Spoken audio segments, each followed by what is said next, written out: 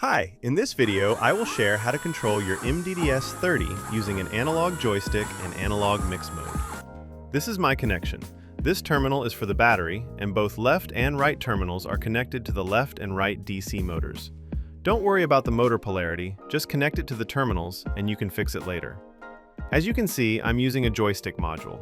Okay, let's check on the joystick connection. First, connect the ground pins. Connect AN1 to the Y-axis, then connect AN2 to the X-axis. Last but not least, connect 5 volts to the VCC pin. Don't forget to set the BIP switch to analog mix mode, which is 0-1, and the rest is 0.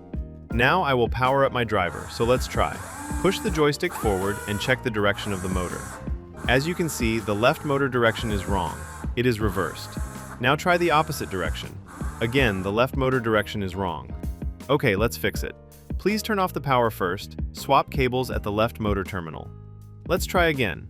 Now that the direction is correct, let's try all directions. And all seems to be great. That's all for now, thanks for watching.